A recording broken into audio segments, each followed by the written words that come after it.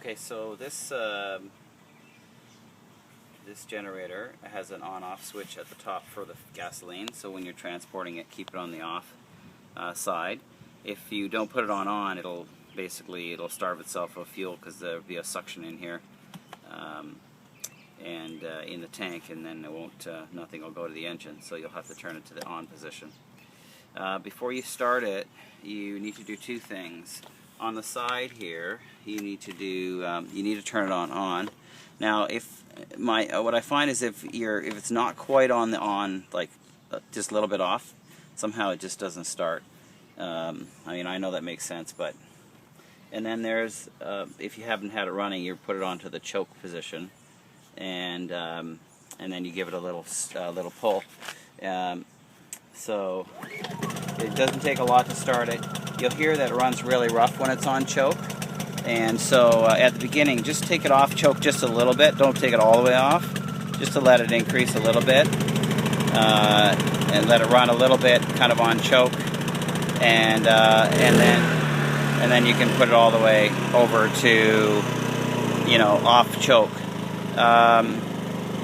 Basically, if you try to plug something in right away without letting it warm up, it will stall.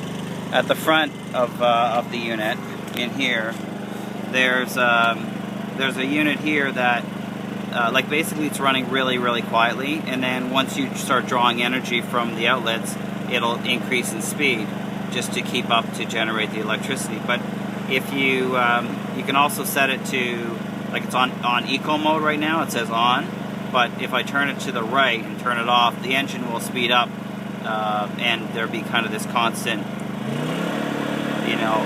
output from the engine to make sure that it gives you all that it can give you for power output. But I usually keep it on eco, and then if it needs to speed up, it'll automatically speed up on its own. I don't know that much about the DC side. I've never plugged anything in there before, and I don't know very much about kind of this thing here. So if you kind of go back here again, you can just turn it off, and I find that you don't have to, if you're going to start it right away, you don't have to put the choke on. Like if I just turn it on, give it a little pull, then you don't have to do the choke.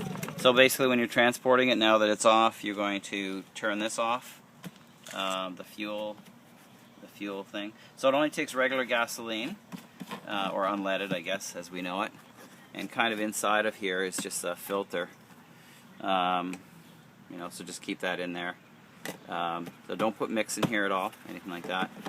And you can take it right to the fuel pump and fill it up right at the fuel pump if you want. It'll probably last, I don't know, tank will probably last 6 to 8 hours, I would think, anyways, of generating.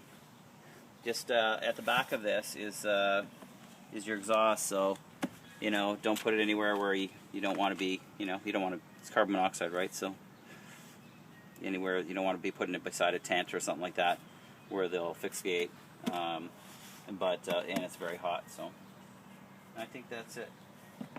Pretty cool.